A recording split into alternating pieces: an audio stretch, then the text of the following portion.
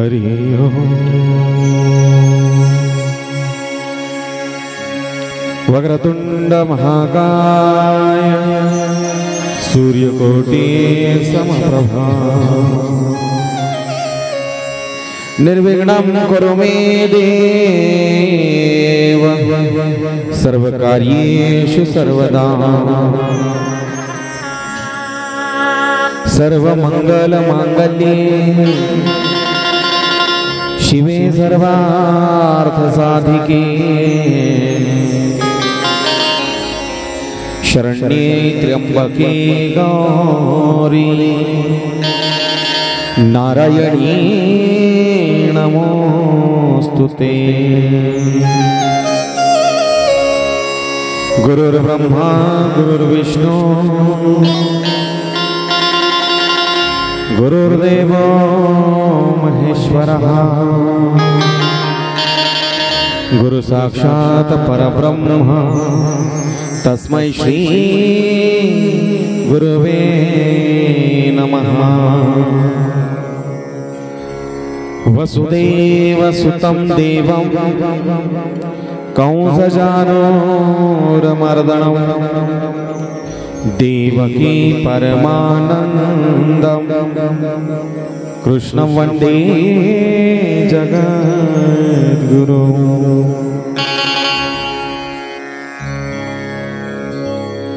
जय जय श्री राधा रमन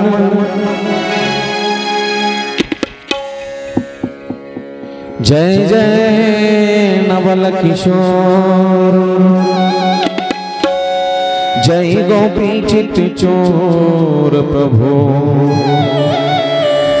जय जय माखन चोर। कृष्णाय वासुदेवाय देवकी नंदनाय च नंद गोप कुमाराय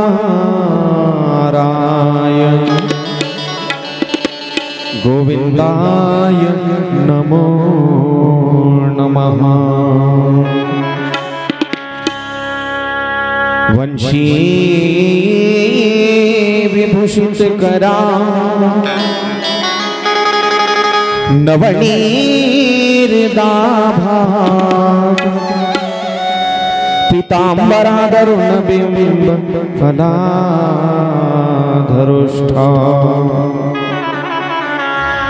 पूर्णेन्दु सुंदर मुखा दरवीन्दु नेत्रा कृष्णात् परं किमपि तत्त्वमहं न जाने। राधे मेरी स्वामिनी मैं राधे जी को दास जन्म जन्म तक मोह दीजिए श्री चरण में वास। शरदेन्दु समाकारे परब्रह्म स्वरूपिणी वासरा पीठनी लये सरस्वती नमोस्तुते। वासरा पीठनी लये सरस्वती नमोस्तुते। वासरा पीठनी लये सरस्वती नमोस्तुते। मनोजयं मारुततुल्य वेगं जितेन्द्रियं बुद्धिमतां वरिष्ठं वातात्मजं वानरयुद्धमुख्यं श्रीरामदूतं शरणं प्रपद्ये। जय जय जय हनुमान गोसाई कृपा कृपा करो गुरुदेव की नाई। जय जय जय हनुमान गोसाई। जय जय जय हनुमान गोसाई। जय जय जय हनुमान गोसाई। जय जय जय हनुमान गोसाई। कृपा करो गुरुदेव की नाई। कृपा करो गुरुदेव की नाई। मंगल भवन अमंगल हारी। मंगल भवन अमंगल हारी। मंगल भवन अमंगल हारी। मंगल भवन अमंगल हारी। द्रवहु दशरथ अजिर बिहारी। द्रवहु दशरथ अजिर बिहारी। मंगल भवन अमंगल हारी। मंगल भवन अमंगल हारी। मंगल भवन अमंगल हारी। मंगल भवन अमंगल हारी। मंगल भवन अमंगल हारी। मंगल भवन अमंगल हारी। मंगल भवन अमंगल हारी। द्रवहु दशरथ अजिर बिहारी। ग्रामदैवत संकटमोचन हनुमंतरायाच्या चरणी साष्टांग प्रणिपात करून आजच्या श्रीमद भागवत कथेला सुरुवात करत आहोत। कथेसाठी उपस्थित सर्व मायबाप श्रोते मंडळींच्या हृदयामध्ये विराजमान असणाऱ्या आत्मारामाला प्रथमतः व्यासपीठाकडून साष्टांग दंडवत। या भगवंताच्या भगीरथ कार्यामध्ये अखंड हरिनाम सप्ताहामध्ये ज्यांनी ज्यांनी प्रत्यक्ष आणि अप्रत्यक्षरित्या आजपर्यंत सहकार्य केलेलं आहे आणि येणारे 2-3 दिवस जे सहकार्य करत राहणार आहेत त्या सर्वांना एकदा व्यासपीठाकडून साष्टांग दंडवत। या अखंड हरिनाम सप्ताहामध्ये जे अन्नदाते अन्नदान करत आहेत त्यांना देखील व्यासपीठाकडून दंडवत। कथेसाठी मला संगीताची साथ आमचे मेवणे हरिभक्तीपरायण गजानन महाराज कोंढोरकर, माझ्या मंडळी आणि पॅडवादक हरिभक्तीपरायण श्री दीपक महाराज यांना देखील व्यासपीठाकडून दंडवत। कथेसाठी गोड साऊंड सिस्टीम अक्कोलीकरांची, आपल्या कृष्णाचीच। हा म्हणला महाराज सगळं गावच मला अय अक्कोली अक्कोलीच म्हणायले। म्हणलं बरं की रे डबल बारसं झालं, नाव ठेवलं अक्कोली। पुण्य पावन भूमी म्हणजे पांगरा सती सती मातेच्या या भूमीमध्ये आज भागवत कथेचा 3रा दिवस। चलू देऊ का असं? मग बोला की 10वा 6वा दिवस। हा बोलत चला बोलत चला। बोलल्याशिवाय मला पुढचं सुचत नाही। तुम्ही बोलले म्हणजे मला वाटते मंडपात कोणीतरी आहे, नाहीतर मग कोणाला कथा सांगायची? फक्त देवालाच। त्याच्यासाठी श्रोते मंडळी बोलकी असले पाहिजे। आज स्टँड छोटं लावलंय काय? हे स्टँड छोटं आहे का?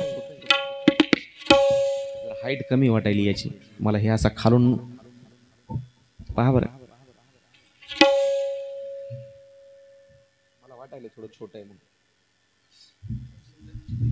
हा आहेच,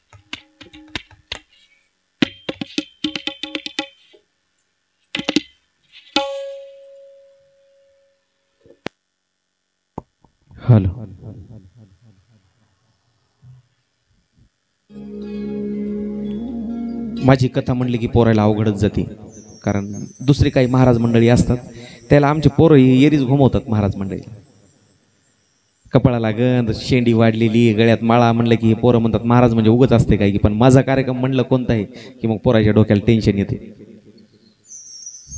हो, काही कमी जास्त जमत नाही. आता स्टँड 2 इंच कमी होतं पण माझ्या लक्षात आलं तसं वाटते पोरायला.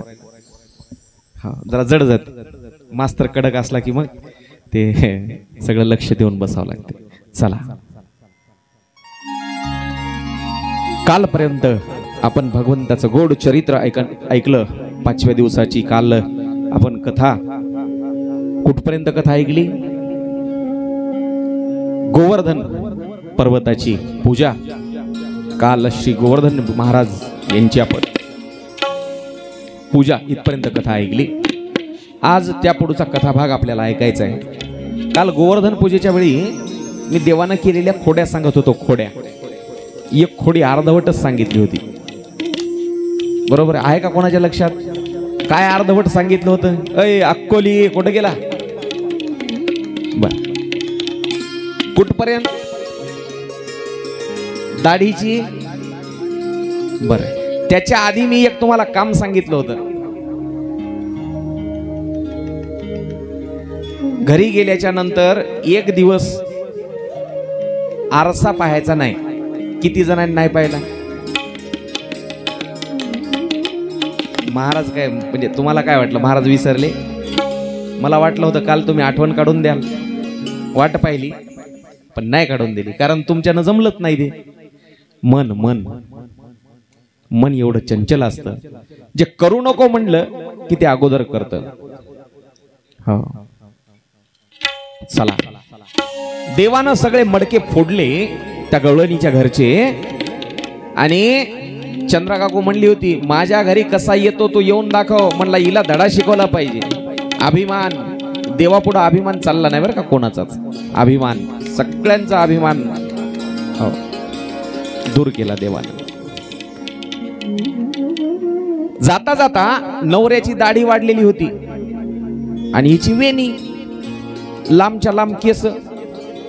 आता केस ठेवणंच झाले बाहेर लांब. आता कशामुळे ठेवणार बाबा बापू?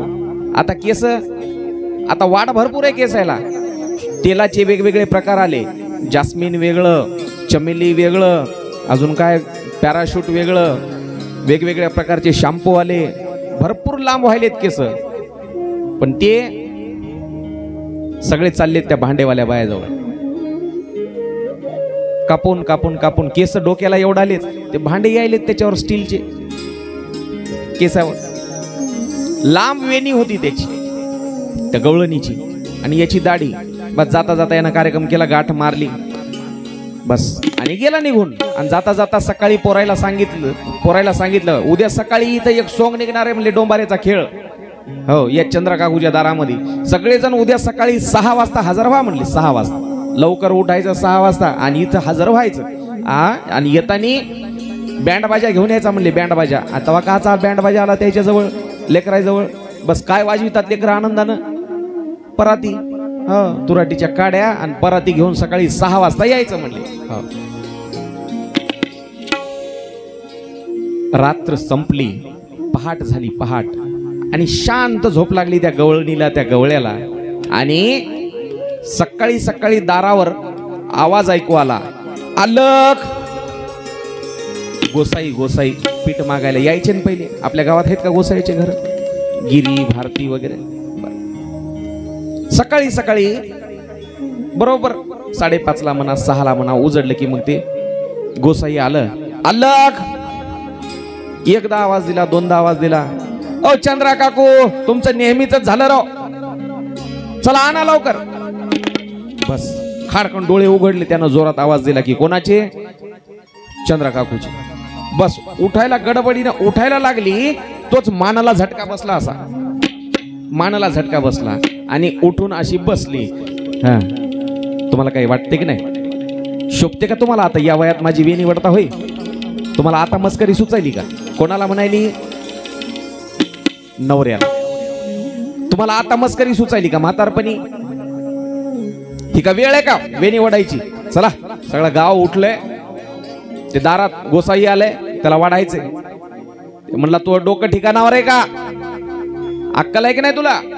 सकाळी सकाळी माझी झोप खराब करतेस, माझी दाढी ओढायली तू. ते म्हणले तुम्हीच तर माझी वेणी ओढली, बघ मग एकदा नीट, माझी दाढी तू ओढायली. बस त्यानं हे डोळे उघडले आणि हिनंही मागं वळून बघितलं तर दाढीची आणि वेणीची गाठ मारली. थोडा इको राहू दे भाऊ, मला थोडा इको राहू द्या. हॅलो. दाढी वेणीची गाठ पाहिली आणि म्हणली काय केलं झोपीमध्ये तू झोपीमध्ये बी हात चालायला लागले काय? दाढीची वेणीची गाठ मारून टाकली. सोड सोड म्हणले लवकर. म्हणली मी नाही मारली हो. अरे मारली कोणी, काय हरकत नाही, सोड म्हणले. गाठ सोडायला गेली. जशी जशी सोडते तशी तशी वरचीवर गाठ घट्ट बसायला लागली. वरचीवर घट्ट बसते गाठ. मग म्हणली मला तुम्ही प्रयत्न करा. त्यानं प्रयत्न केला तरी सुटना. म्हणले आता करायचं काय? त्या बाजूच्या कोपऱ्यामध्ये म्हणली कात्री पडलेली आहे, कात्री. हो ते कात्र घ्या आणि कापून काढा. बस कात्री घेतली, कापायला गेली, कापना. हो म्हणले आता करायचं काय? आपण हिला जाळून काढू म्हणले, पण ती जाळल्या तर जळना. म्हणले मग आता म्हणले आपल्या दोघांमध्ये काही हित गाठ सुटत नाही. नेमकी मारली असेल कोणाला काही म्हणली होती का? भांडण तंटा केलता काय? म्हणली काल कृष्ण्याला धमकी दिली ती. म्हणली कृष्ण्याला, नंदबाबाच्या पोराला, माझ्या घरला येऊन तर दाखव. म्हणले मग हे त्याचाच पराक्रम असला पाहिजे. बाजूच्या खोलीमध्ये पाहिलं तर सगळे मडके फुटलेले. म्हणले 100% त्याचंच काम आहे. आपण आता त्या गोसाव्याची मदत घेऊ म्हणले, दारात आलेल्या गोसाव्याची. बस ते नवरातीच्या पाठीमागं लपून उभा राहिला आणि ही दरवाजा उघडला. ना दरवाजा लक्षपूर्वक आहे का? इकडे लक्षपूर्वक आहे का? लक्ष इकडे, कथेमध्ये लक्ष इकडे असलं पाहिजे, कथेमध्ये लक्ष इकडे. आणि आता येणाऱ्या माऊल्यांना विनंती, स्टेजकडे कोणीही इकडे व्यासपीठाकडे पूजेसाठी येऊ नका. दुपारच्या इंटरव्हल मध्ये मग पूजा करता येईल. आले तसे पाठीमागे बसत चला. सर्व श्रोते मंडळी, ही दरवाजा उघडला ना, हिच्या पाठीमागे नवरा लपला आणि त्या गोसाव्याला दार उघडलं. काय हो चंद्रा काकू म्हणला, किती वेळ दार उघडायला लावता? मला 4 घर फिरायचं म्हणला, तुमचं नेहमीच झालंय. ते म्हणली बाबा रे तुला एक काम आहे. म्हणले तुमचं काम सांगू नका. ते गोसावी म्हणायलाय तुमचं काम सांगू नका मला. अरे बाबा ऐक तर, तुला दोन घरचं पीठ वाढते. म्हणली 2दाचं वाढते, 3दाचं वाढते, पण एक काम तर कर. म्हणले काय काम आहे सांगा. म्हणले आधी मध्ये तर ये घरात. म्हणला काम काय? बस मध्ये घेतलं त्याला, दार बंद केलं आणि मग नवऱ्याला असं पाठीमागं उभा होता, त्याला असं पुढं वडलं तिनं. नवऱ्याला असं पुढं वडलं. म्हणलं हे काय सोंग आहे? म्हणजे दाढी वेणीची गाठ आहे, ही गाठ सोडायची. त्यानं अनेक प्रयत्न केले, 15-20 मिनिटं गेले त्याचे, पण गाठ काय सुटली नाही. काकू म्हणला तुमची गाठ आणि तुमचे केस आणि तुमचं पीठ तुम्हालाच. म्हणला नका मला. दार उघडलं आणि तिथून जोरात बाहेर निघायला लागले. चंद्रा काकून सांगितलं ए गोसाई काय? म्हणला पळू नको, बाहेर जाऊन कोणाला सांगू नको की दाढीची वेणीची गाठ मारली म्हणून. ते रस्त्यात गेलं, घरातून बाहेर पळत रस्त्यात जाऊन म्हणला काकू काळजी करू नका, कोणालाच सांगित नाही तुमच्या दाढीची वेणीची गाठ मारलेली. कुठं जाऊन म्हणलं? रस्त्यात. ऐकलं सगळ्या गल्लीतल्या लोकांना. तोपर्यंत 6 वाजले होते. बस सगळे पोरं हातामध्ये बँडबाजा घेऊन आले होते. हातात बँडबाजा म्हणजे पराती, तुराटीच्या काड्या आणि पराती. कृष्णानं सांगितलं होतं इथून वरात निघणार आहे, वरात. बस काही केले तरी गाठ सुटणं. आता काय करायचं? तिथे बस, खाली बस. आता काय करायचं? चला म्हणले कृष्णाकडे. ज्यानं मारली त्यालाच काहीतरी मार्ग माहित असणार गाठ सोडायची कशी. आता निघाले पुढं निघाले तर वरात पाहिली, लग्नाची वरात पाहिली ना. सगळ्याची निघाली असेल की इथं, पण दुसऱ्याची पाहायची काय गरज आहे? वरातीमध्ये कोण पुढं असते? नवरदेव आणि नवरी पाठीमाग. बरोबर? गाठ मारून नवरी पाठीमाग चालते आणि हे नवरदेव पुढं चालते. आता इथं वरात तर निघाली, पण उलटी निघाली. उलटी कशी? नवरी होती जी गवळण होती चंद्रा काकू, ती होती 7 फुटाची. आणि जर जे तिचा मालक होता की नाही नवरा, ते होता 5.5 फूट. किती फुटाचा फरक? 1.5 फुटाचा. मग हे पुढं चलाय गेलं आणि ती माग चलाय गेली. दोघांच्या माना पिळायला लागल्या अशा. याची दाढी अशी माग ओढल्या चालली, तिची वेणी अशी पुढं ओढल्या चालली. हे म्हणला तू पुढं होय, सोपं जाईल. तिला पुढं केलं आणि हे पाठी मागून चलते. ही उंच होती गवळण जास्त, म्हणून हिची वेणी अशी ताणल्या गेली आणि त्याची दाढी अशी वर उचलले चालली. मधात दगड आला की तिनं असा पाय उचलून टाकायचा, याच्या मानाला झटका बसायचा. सगळ्या पोरांना मागून पराती वाजवायच्या. असं करत करत ती वरात आली नंदबाबाच्या दारामध्ये. नंदबाबाच्या दारामध्ये ती वरात आल्याच्या नंतर माय बसा बसा, सगळे माणसं नंतर पूजा करा, दुपारी पूजा करा, इकडे कोणी येऊ नका आता पूजा करायला.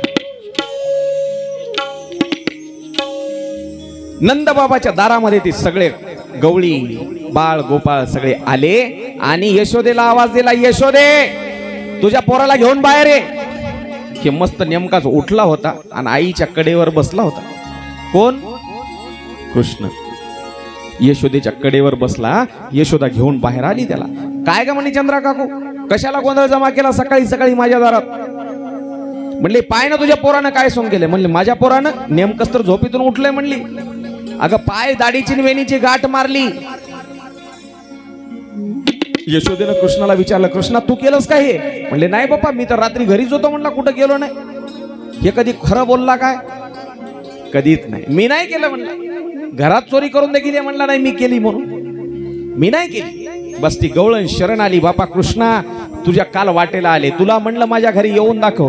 तू कधी दररोज ये आणि सगळं लोणी खाऊन जाय, पण तुझ्या वाटेला कधी येणार नाही. पण ही एकदाची गाठ सोडव. दोन्ही हात जोडून तिनं शरणागती पत्करली आणि मग देवानं एक दृष्टिक्षेप, एक नजर टाकल्याबरोबर ती गाठ आपोआप सुटली. गोड गवळणी मध्ये वर्णन आहे. दुसरी आली गधावोणी याने बाई काय केली करणी. दुसरी आली गधावोणी याने बाई काय केली करणी. पतीची दाढी माझी वेणी दोन्हीची गाठ मारणी. पतीची दाढी माझी वेणी दोन्हीची गाठ बांधणी. गाठबाई कोणाची सुटेला यशोदे बाळ तुझा काना. यशोदे बाळ तुझा काना कुठवर सुधिंगाणा. यशोदे बाळ तुझा ताना कुठवर तो सुधिंगाणा. यशोदे बाळ तुझा ताना कुठवर तो सुधिंगाणा. यशोदे बाळ तुझा काना कुठवर सोसुधिंगाणा. देवानं नजर, माझा इगो आता कमी करायचा, बोलताना कमी करायचा, गाताना देत जाय, लक्ष इकडे ठेवत जाय. देवानं नजर टाकल्याबरोबर दे आता थोडस आणि बेस ठेवा आवाजामध्ये. देवानं नजर टाकल्याबरोबर गाठ सुटली. याचा अर्थ भगवंताची जेव्हा कृपा होते तेव्हा माणसातल्या अंतरातल्या गाठी निघून जातात. अंतरातल्या गाठी. देवानं गावामध्ये गोकुळामध्ये चोऱ्या करायला सुरुवात केली. अशा तशा नाही, कोणाच्याही नाही. सगळे जे गोपाळ होते काय त्याच्याच घरी चोऱ्या करायच्या. सगळ्या प्रत्येक घरातून एक एक एक एक गोपाळ सवंगडी घेतला देवाने. सगळे सगळे गोपाळ आणि आपल्याच घरात चोरी करायची. एक एक एक एक नंबर लावून नंबर लावून नंबर लावून. हो. एका दिवशी संध्याकाळची वेळ आणि कृष्णानं गोपाळ जमा केले. गोपाळ जमा केले. म्हणले आता डोळे बंद करा, मध्ये जायचंय. म्हणले एक फक्त एवढं, ते पहिले जुन्या छपराचे घर राहायचे आणि एवढं एवढं एक त्याला काय राहायचं, सौनं. ते सौनं रस्ता नाही म्हणले. गवळणीनं मोठं कुलूप लावून घेतले आणि आगळ लावली. म्हणले कुठूनच जाता येत नाही. गवळणी लय हुशार होते. म्हणले ते सौनं दिसायले का, त्या सौन्यातून जाता येते म्हणे. पण जायचं कसं, फार उंचावर होतं ते. हे गोपाळ लहान लहान. म्हणले सगळेजण डोळे बंद करा म्हणले. कृष्णानं सांगितलं, अध्यक्ष होता नाही, सगळेजण डोळे बंद करा. आणि आता मधात घेऊन जातो. सगळ्यांना डोळे बंद केले. बस मी मंत्र म्हणणार आहे म्हणले, कोणी डोळे उघडायचे नाही. ज्याला माझ्यासोबत मधात यायचंय दही दूध खायला त्यानं डोळे बंद करायचे. सगळ्यांना डोळे बंद केले. कृष्णानं मंत्र म्हणला की सगळेजण बस घरामध्ये. पेंद्याने विचार केला, हे याच्याजवळ जादू आहे तरी काय, हे कसा मंत्र म्हणते काय करते पाहायचंच. म्हणले आता जाताना बस पोटभर दही दूध तूप लोणी जे काय खाऊ वाटलं तेवढं खाल्लं, बाकीचं सांडवून दिलं, मडके फोडून टाकले आणि आता जायची वेळ झाली. आता म्हणले सगळेजण डोळे बंद करा, आता पुन्हा बाहेर जायचे. पेंद्या खोडकर होता पेंद्या. म्हणला हे नेमकं करताय काय किसन्या पाहायचं. किसन्या मला शिकवणार आहे नाही म्हणला, हे कोणाला शिकवायला जमत नाही. म्हणला तुला काय मी पाहतो म्हणला. बस यानं काय केलं, एक डोळा बंद केला आणि एक डोळा उघडाच ठेवला. हो हाताने असे धरले डोळे आणि असं एका डोळ्यानं पाहायला कृष्णाकडं. देव ते बस सगळेजण बाहेर पडले, कृष्ण देखील बाहेर आला. पण पेंद्या अर्धा बाहेर आला. अर्धा अर्धा म्हणजे डोकं बाहेर आलं, छाती बाहेर आली पोटापर्यंत आणि कमरेच्या पाठीमागचा भाग मधातच राहिला. बस ती गवळण आली आणि पाहिलं तर सगळे मडके फुटलेले. दही दूध तूप लोणी सगळं खाल्लं, काही सांडवून दिलं, काही कोण खाल्लं असेल. दार तर बंद होतं. कृष्ण आला कुठून असेल, हे गोपाळ कुठून आले असतील. पाहिलं इकडं तिकडं तर वर सवण्यामध्ये एक गोपाळ अडकलेला दिसला. कोण होता माहित नाही. कोण होता माहितीये का. गवळणीला काय कळल, अर्ध सवण्याच्या बाहेर होतं आणि अर्ध मधात होतं. गवळणीनं काठी घेतली आणि जे मारला, कुठं मारला असेल, पोटापासून कमरेच्या वरचा भाग तर बाहेर आला होता, बाकीचा भाग मागे राहिला होता. बस गवळणीनं मारून मारून मोकळा केला. मग पेंद्यानं हात जोडले देवाला. किसन्या अरे किती मजा घेशील, सोडव मला. म्हणला पूर्ण शरण ये, डोळे बंद कर, माझी विनवणी कर. बस पेंद्यानं हात जोडले. देवा शरण आलो रे, पण या काठ्याचा मार्ग आता सहन होईना म्हणला मला. बस सोडव. देवानं एका मिनिटात पेंद्याला बाहेर काढलं. हो पण गवळणी त्रासून गेल्या. गवळणी एक एक एक एक खोडी एका एकाच्या घरी, एका एका गवळणीच्या घरी गवळणी त्रासून गेल्या. यशोदेकडे आल्या आणि यशोदेला सांगू लागल्या, काय काय सांगू कोणा कोणाला मी सांगू, काय काय सांगू कोणा कोणाला मी सांगू, शिरजोरी कन्हैयाची. काय काय सांगू कोणा कोणाला मी सांगू, शिरजोरी कन्हैयाची. बाई मी नाद गवळ्याची, बाई मी नाद गोकुळची. बाई मी नाद गवळ्याची, बाई मी नाद गोकुळची.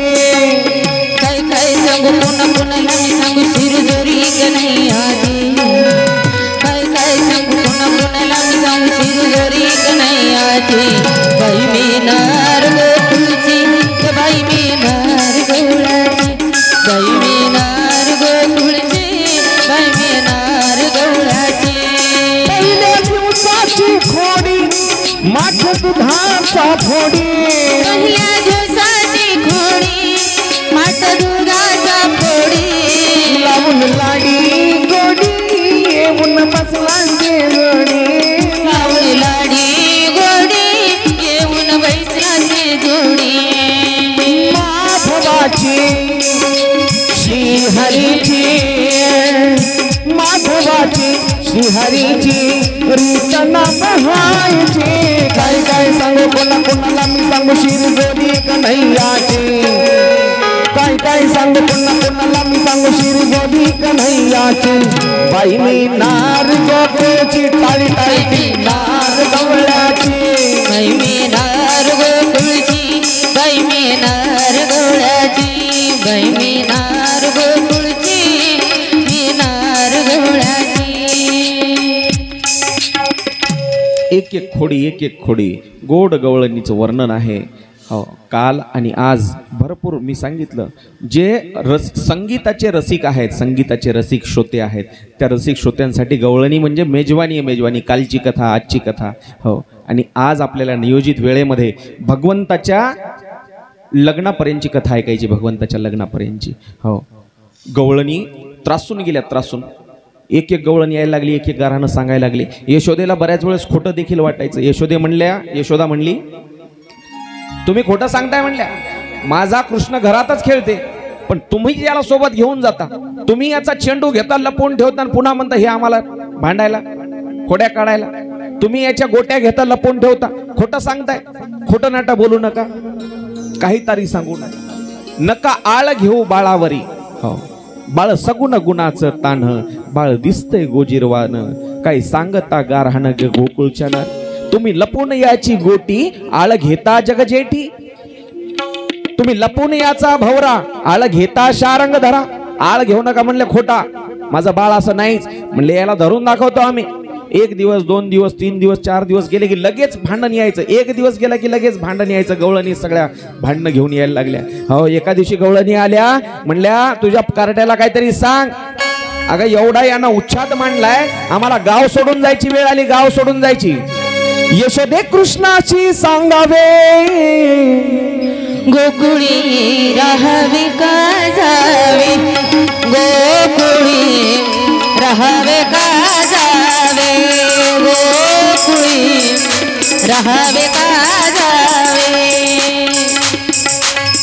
यशोदे कृष्णाची सांगावे, यशोदे कृष्णाची सांगावे, गोकुळी राहावे का जावे, गोकुळी राहावे का जावे, गोकुळी राहावे का जावे, गोकुळी राहावे का जावे, गोकुळी राहावे का जावे, गोकुळी राहावे का जावे.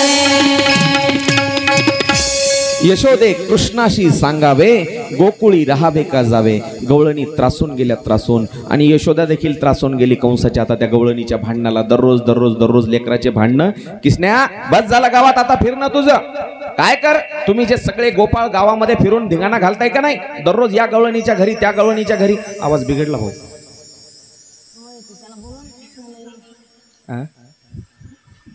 आवाज मध्ये ओढायला माझा, ते मला भजन सुद्धा म्हणता येईल झालं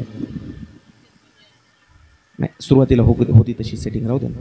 बास टेबल तू रिवर्स मारले, झिरोच्या अलीकडे आणू नको. बास टेबल झिरोच्या पुढे ठेव थोडे थोडे. आवाज ओढायला माझा मधात. असं म्हणलं की 15-20 मिनिटात आवाज बसते माझा.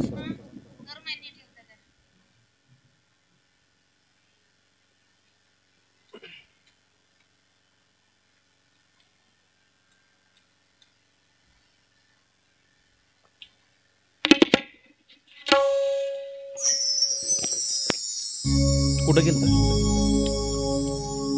तू? तिथं बसला की मला बी असं फ्रेश वाटतं. कर्म ते तू असला म्हणजे बसून राहते, हलायचं नाही कुठं.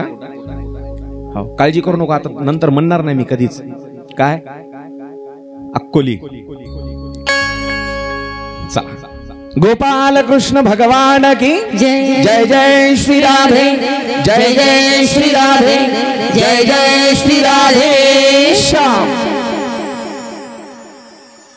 गवळणी त्रासून गेल्या आणि यशोदा देखील कंटाळली रोजच्या भांडणाला. म्हणले गवळणी नो, आता काळजी करू नका, आता याचा पक्का बंदोबस्त करते.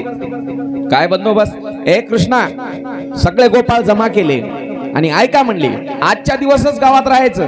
उद्यापासून सगळेजण तुम्ही काय करायचं, गायी घ्यायच्या, लहान लहान गायी. लहान गायी म्हणजे गायीचे वासर, छोटे छोटे छोटे छोटे वासर. मोठ्या मोठ्या गायी सगळ्या मोठे गवळी वळायचे आणि लहान लहान वासर सगळे वेगळे काढले त्या कळपातले. आणि म्हणली या सगळे लहान लहान जे गोपाळ आहेत की नाही गावात, चोऱ्या करायलेत कृष्णाच्या संघ बलरामाच्या संघ. सगळेजण आता तुम्ही वनात जायचं म्हणले. हो, गायी चरायला. दुसऱ्या दिवशीची सकाळ, देव सकाळी लवकर उठले.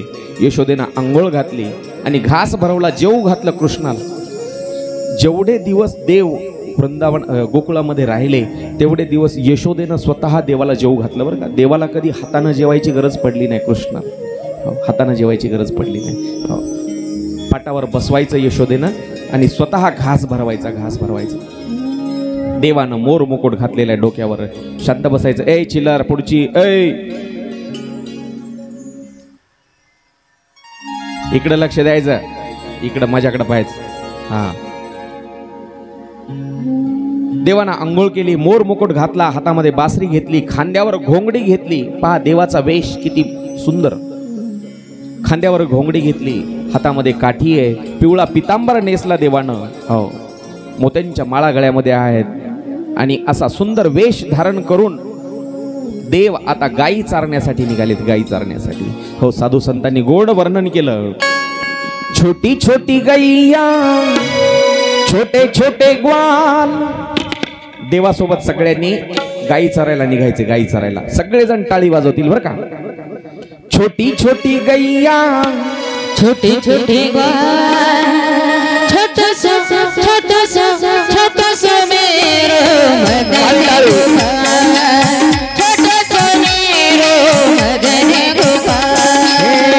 छोटी छोटी गैया छोटे छोटे ग्वाल, छोटी छोटी गैया छोटे छोटे ग्वाल, छोटो सो मेरा मदन गोपाल, मदन गोपाल। आगे आगे गैया पीछे पीछे ग्वाल, आगे आगे गैया पीछे पीछे ग्वाल, बीच में मेरो मदन गोपाल, बीच में मेरो मदन गोपाल। हाँ छोटी छोटी छोटी छोटी छोटी छोटी गैया छोटे छोटे ग्वाल, छोटी छोटी गैया छोटे छोटे ग्वाल, छोटो सो मेरो मदन गोपाल, छोटो सो मेरो मदन गोपाल।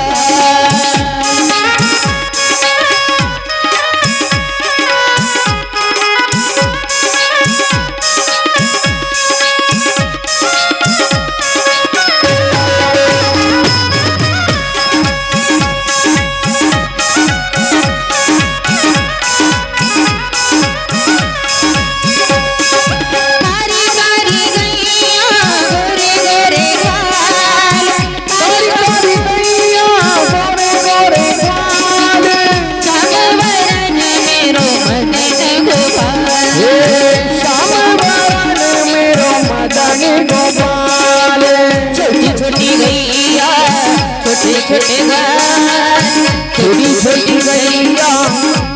छोटे ग्वाल, छोटो सो मेरो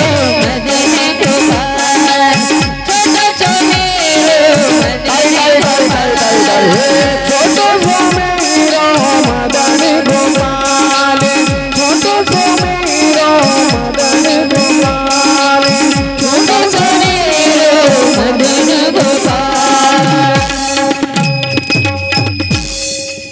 सुंदर देवानं वेश धारण केला आणि मी वर्णन सांगितलं देवाचं। हातामध्ये काठी घेतलेली आहे, खांद्यावर घोंगडी, पिवळा पितांबर नेसला, डोक्याला मोर मुकुट, एका हातामध्ये बासरी घेतली, सगळे गोपाळ सोबत घेतले। इको थोडासा आता कमी कर, सगळे गोपाळ सोबत घेतले आणि गायी देखील, गायी छोट्या छोट्या छोट्या छोट्या गायी सोबत घेतल्या। छोटी छोटी गैया छोटे छोटे ग्वाल आणि छोटो सो मेरो मदन गोपाल, आगे आगे गैया पीछे पीछे ग्वाल, बीच में मेरो मदन गोपाल, घास खाए गैया दूध पीवे ग्वाल, माखन खायो मेरो मदन गोपाल। गोड गोड वर्णन आहे। हो पावा घोंगडी घेऊन पायी, पावा घोंगडी घेऊन पायी, पावा घोंगडी घेऊन पायी, वृंदावनी आलेला बनाही, विनो वाजविला सुस्वरे, बाई हो बाई हो पावा घोंगडी घेऊन पायी, पावा घोंगडी घेऊन पायी, पावा घोंगडी घेऊन पायी, पावा घोंगडी घेऊन पायी, पावा घोंगडी घेऊन पायी, वृंदावनी आले लवलाही, वेणू वाजविला सुस्वरे, बाई हो। गाई घेतल्या, गोपाळ सोबत घेतले आणि देव कुठं आले? वृंदावनामध्ये यमुनेच्या काठावर। तिथं गाई सोडायच्या, गाई चारायच्या आणि देवानं मस्त एका झाडाखाली बसून राहायचं। आता हे नंदाचा पोरगा म्हणल्यावर हे स्वतः काम करेल का? गाई लांब जर गेल्या, लांब गेल्या गाई, हो कृष्णानं सांगायचं, पेंद्या जाय रे ती गाय आण कलवून, वरद्याला सांगायचं, वरद्या ती गाय गेली बघ। सगळ्याचा राजा होऊन बसला, हे गावात आहे अध्यक्ष, इथे अध्यक्ष। एखाद्या वेळेस मग पोरं चिडायचे, गोपाळ कृष्णा तू काहीच काम करणं झालं आम्हाला सांगायला, तू आणतो का नाही एखाद्या वेळेस? ते दगडावर जे बसून राहायचा झाडाखाली एका, ते मला उठायचीच गरज नाही. बस एका दिवशी लांब गेल्या गाई, लांब, खूप लांब गेल्या. लांब गेल्यावर आता म्हणले पोरं, हे बघ किसन्या, रोज आम्ही कलवून आणतो गाई, आता मात्र तू जायचं. ते म्हणलं मला उठायचीच गरज नाही. बस म्हणले कस काय? देवानं बासरी घेतली, बासरी, आणि गोड मुरली वाजवली. गोड मुरली वाजवल्या बरोबर सगळ्या गाई ज्या खूप लांब गेल्या होत्या चरत चरत, त्या सगळ्या गाई देवाच्या जवळ येऊन त्या झाडाखाली मस्त जमा झाल्या सगळ्या. पण एकच गाय ती काय आली नाही. पेंद्या म्हणला, बघ ती गाय माझी आहे म्हणला. ती गाय ती लांब गेलेली आहे, ती त्या तिथं दिसायली म्हणला. ती गाय आली नाही म्हणला. चल ती गाय आण. मी जाणार नाही म्हणला, माझा ती गाय आपल्याला इथं पाहिजे रे बा म्हणून. लहान लेकर म्हणल्यावर काय मी सांगितलं, गाईला काय म्हणतात? गो म्हणतात. गोमाता म्हणतो की नाही आपण, गोमाता. आणि गो या शब्दाचा दुसरा अर्थ मी कालच सांगितला होता. गोनाम. गो या शब्दाचा दुसरा अर्थ सांगितला होता मी काल. कोणीतरी सांगा कोणी महिला मंडळी. काल याच्यापैकी याचा अर्थ कोणीच नव्हतं. आज सगळे दुसऱ्या गाऊन आणले का? गो शब्दाचा मी अर्थ सांगितला होता काल. गोकुळ या शब्दाचा अर्थ सांगितला होता. गो म्हणजे नाही, गो म्हणजे इंद्रिय आणि कुळ म्हणजे समूह किंवा शरीर. बरोबर सांगितलं होतं ना. गो म्हणजे इंद्रिय. देवानं बासरी वाजवल्या बरोबर ते सगळे इंद्रिय म्हणजे गायी त्या सगळ्या जवळ आल्या. पण ती एकच गाय आली नाही. ती गाय असते मन. मन एकदा भरकटलं की ते लवकर देवाजवळ जात नाही. मग त्यासाठी विशेष प्रयत्न केले देवानं. एक वेगळा मुरलीवर बासरीवर राग वाजवला आणि ती मनरूपी गाय सुद्धा देवानं जवळ बोलवली. हो, देवाचे आणि त्या पोरायचे भांडणं झोपले सगळ्या गोपाळायचे. हो, मधुमंगल म्हणला, कृष्णा असं हे बरोबर आहे का तुझं? आम्हाला म्हणजे उन्हात पाठवतो तिथपर्यंत गाई वळवून आणायला, कलवून आणायला, आणि तू म्हणजे एका जागी बसल्या बसल्या मुरलीवर सगळा खेळ चालला म्हणला तुझा. तू झाडा सावलीतून बाहेरच निघणं झाला. पोरायचे भांडणं झोपले. मग उद्यापासून तू आमच्या संघ गाई चारायच्या नाही भाऊ म्हणलं. हो, उद्यापासून चारायच्या नाही. तू तुझी गाय वेगळी काढ. तू सगळा म्हणला झाडाखाली बसून तो कारभार चाललाय आम्हाला बेजार करायला. देवाचे त्या गोपाळाचे भांडणं लागले. तू या गाई उद्यापासून वेगळ्या चारायच्या. मी माझ्या गाई आमच्या वेगळ्या चारणार. हो, नामदेव महाराजांनी गोडगवळणी मध्ये वर्णन केलं. कानोबा निवडी आपुली गोधनी, कानोबा निवडी आपुली गोधनी, कानोबा निवडी आपुली गोधनी, कानोबा निवडी आपुली गोधनी. हात पोळ्या तीन भाकरी, दीड कानोला एक पुरी. पाच पोळ्या तीन भाकरी, कानवाला एक पोळी. आम्हा धाडीले दोरी, आमची थकवणे खालची दोरी. कानोबा कानोबा कानोबा कानोबा रे कानोबा, कानोबा कानोबा रे कानोबा, कानोबा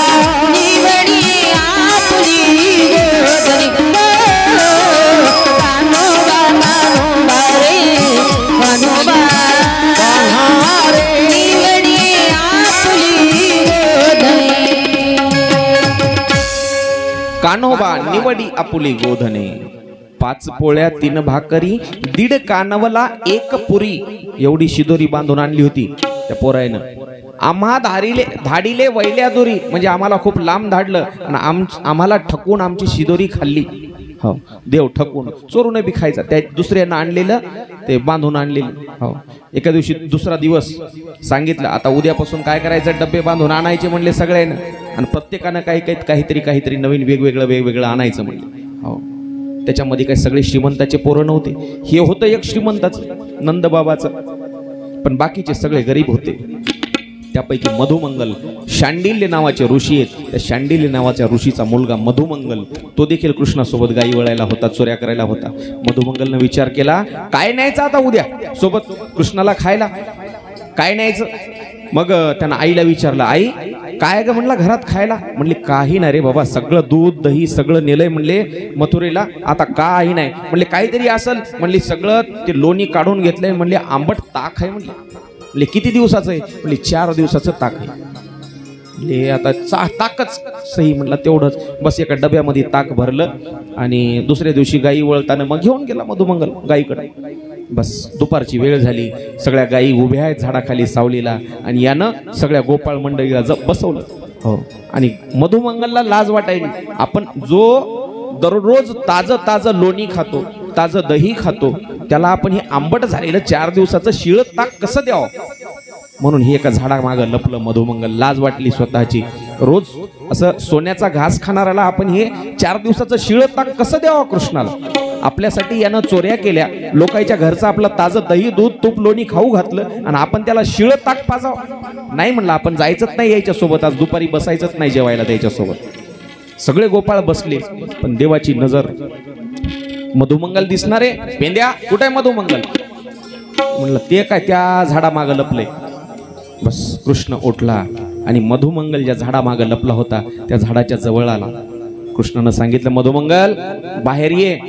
म्हणला किसन्या मी नाही येणार, तू काल सांगितलं होतं ना माझ्यासाठी काहीतरी खायला घेऊन ये, मी काहीच नाही आणलं. अरे तुझ्या मागं हातात काहीतरी दिसतंय ना? म्हणला डब्बा आहे. काय त्या डब्यात? म्हणला 4 दिवसाचं शिळ ताक आहे, आंबट झालेलं. मला लाज वाटते म्हणला तुला हे द्यायची. अरे आण खाऊ दे, मला पिऊ दे, कसं आहे ताक पाहू दे. नाही नाही म्हणलं, नाही देणार मी तुला, लय आंबट आहे. तुला काय माहित, मी पिऊन पाहिलं म्हणला घरी. बस आता मधुमंगलला वाटलं कृष्ण येतो काय की हे आंबट ताक पितो काय की. मग पिल्यावर सगळ्या पोरायला सांगणार गोपाळायला मधुमंगलचं ताक आंबट होतं, त्यानं माझ्यासाठी काही नाही ताक आणलं आणि लय आंबट ताक होतं. त्याला लाज वाटली मधुमंगलला. बस डबा उघडला आणि त्यानं ताक पिऊन टाकलं आणि असं तोंडामध्ये ताक धरलं. त्यानं पिलं. म्हणला मी ताक लय आंबट आहे, जाऊ दे बा. बस कृष्णानं त्या मधुमंगला झाडाच्या मागून ओढलं, त्याला खाली पाडलं आणि त्याच्या तोंडामध्ये जे ते ताक होतं का नाही, बस तोंडाला तोंड लावून त्याचं उष्ट ताक देवानं पिलं. उष्ट. देव भावाचा भुकेला.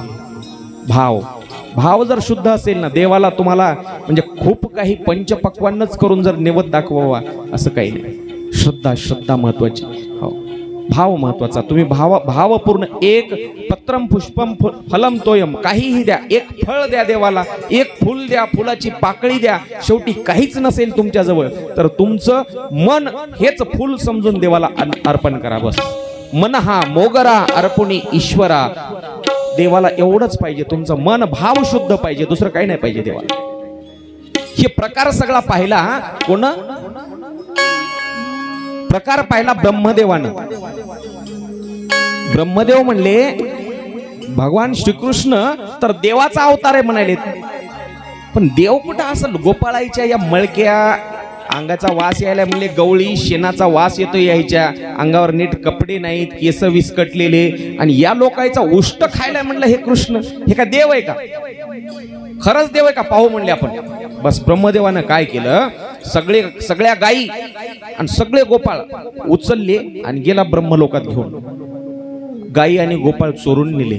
बस कृष्णानं पाहिलं गायी आणि गोपाळ तर इथं नाहीत. बस डोळे बंद केले आणि पाहिलं तर ब्रह्मदेव गायी आणि गोपाळ घेऊन चाललाय ब्रह्मलोकात. ने म्हणले, ने तुझ्या वाचून काही राहत नाही. बस भगवंतानं दुसऱ्या गायी निर्माण केल्या आणि दुसरे गोपाळ निर्माण केले आणि ते गायी गोपाळ घेऊन परत घरी आले गावात. आता देवानं तयार केलेल्या, योग मायेनं तयार केलेल्या गायी ह्या दुप्पट दूध द्यायला लागल्या. दुप्पट दूध द्यायला लागल्या. सगळ्या गवळ्याला नवल वाटलं. जेव्हापासून कृष्ण गायी वळायला रानात चाललाय, दुप्पट दूध निघायला म्हणले. असं करत करत 1 दिवस झाले, 2 दिवस झाले, 1 महिना, 2 महिने, 6 महिने, वर्ष झालं. वर्ष. ब्रह्मदेवाला जाऊन यायला वेळ लागला, ब्रह्मदेवाला 1 क्षण लागला, पण आपल्या पृथ्वीवरचं ते 1 वर्ष. म्हणून ब्रह्मदेवानं गेले ब्रह्मलोकात, तिथं गायी गोपाळ सोडले, तिथून परत आले तर पाहिलं इथं कृष्णानं दुसऱ्या गायी निर्माण केल्या. खरंच म्हणले भगवान श्रीकृष्ण हे स्वतः नारायण भगवंत आहेत. ब्रह्मदेव शरण आला आणि ब्रह्मदेवाचा अभिमान देवानं घालवला. ब्रह्मदेव शरण आला. हो, गोकुळामध्ये असताना अनेक संकट यायला लागले, अनेक राक्षस आले, तृणावर्त आला, शकटासूर आला, अघासूर आला, बकासूर आला, सगळ्या राक्षसांचा नायनाट केला देवानं. गोकुळावर जेवढे संकट आले आणि स्वतःवर जेवढे राक्षस मारायला आले काल आपण पाहिलं. पुतनेपासून सुरुवात झाली ती, पुतनेपासून महाबळ आला, तसेच अनेक दुसरे शकटासुराला, तृणावर्ताला, आगासुराला, बकासुराला अनेक दैत्य आले. त्या दैत्याचा संहार केला, संहार. हो, एके दिवशीची गोष्ट. यमुनेच्या काठावर गायी चारायच्या, बासरी वाजवायची, वेगवेगळे खेळ खेळायचे. खेळ कोणते कोणते खेळ? खेळ खेळ देवानं खेळले. कोणते खेळ? एखादा सांगतो. खेळ भवरा, खेळ भवरा,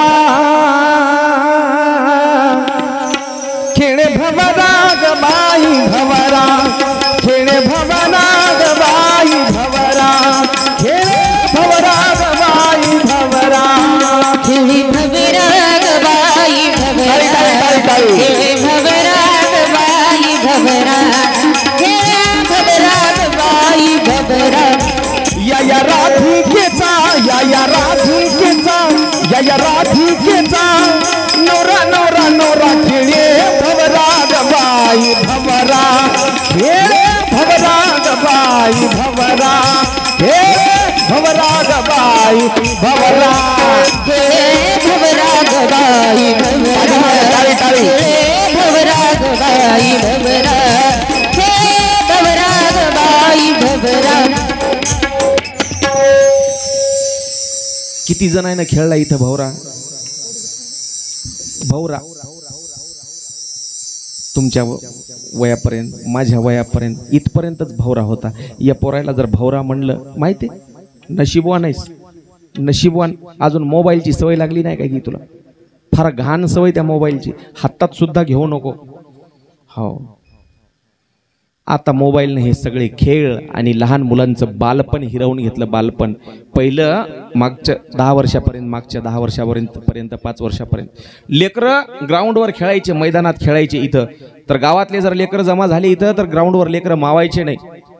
आईला म्हणावं लागायचं, चल घरला, किती वेळ खेळतो, बाहेरच मरायला दुपारपासून शाळा सुटली तेव्हापासून. आणि आता घरामध्ये लेकरं एकदा मोबाईल घेऊन बसली त्या खुर्चीवर, सोफ्यावर, पलंगावर, त्याला हात जोडून सांगावं लागायले, बाबा रे मैदानात जाऊन खेळ, जराशी हातपाय मोकळे होते. एवढी वाईट अवस्था त्या मोबाईलमुळं. सगळं मुलांचं बालपण हिरावून घेतलं, बालपण. लहान मुलांना दोष देऊन उपयोग नाही हो. मोठ्या माणसाचंही तसंच झालंय. मुलगा रडायला लागला, लहान बाळ रडायला लागलं की त्याची आई त्याच्या हातामध्ये मोबाईल द्यायली, बस गेम खेळत. चूक त्याची आहे का? चूक कोणाची आहे? आपली चूक आहे. बापच रात्रीला 11 वाजेपर्यंत हातातला मोबाईल टाकणं झालाय. बस असा आथरुणावर पडला, डोक्याखाली उशी, असा मोबाईल धरून धरून धरून हात जेव्हा डोळे लागतील आणि ते मोबाईल असा धपकन एकदा तोंडावर पडल तेव्हाच बाप झोपते. मग पोरग कोणाचं शिकणार? पप्पाच. मग मुलांना मूर्ख म्हणून चालेल का? मूर्ख कोणाला म्हणावं? गोपाल कृष्ण भगवान की जय जय श्री राधेश्याम. आपणच आपल्या मुलांचं बालपण हिरावून घेतोय. बालपण कथा फक्त ही मनोरंजनासाठी ऐकायची नाहीये, कथेतून गोष्टी शिकायच्यात. स्वतः भगवंत मैदानात खेळले. खेळ हे आवश्यक आहे. शालेय शिक्षणामध्ये देखील खेळ हा घटक समाविष्ट आहे. खेळ एक विषय असतो. काय त्याला परिसराभ्यास, शारीरिक शिक्षण, फिजिकल एज्युकेशन नावाचा एक विषय असतो. कशासाठी? कंपल्सरी येते, शारीरिक व्यायामासाठी. या लहान मुलांना जर तुम्हाला वाटत असेल धष्टपुष्ट राहावं आपलं मूल, तर त्यासाठी ते आवश्यक आहे. मोबाईलचा वापर लहान मुलांसमोर कमी करा. वापरा तुम्ही, पण लहान मुलांसमोर कमी करा. निदान त्यांना चांगलं वळण लागण्यासाठी, आपली येणारी पिढी चांगली यावी, चांगली व्हावी. आपल्या मुलांचा मनका, मुलाचे डोळे, मुलाची मान, मुलांचा मेंदू सुदृढ आणि निरोगी राहावा असं जर वाटत असेल तर मोबाईलचा वापर, टीव्हीचा वापर थोडासा कमी करण्याचा प्रयत्न करा. बंद करा असं म्हणणं चुकीचं ठरेल, पण कमी करा.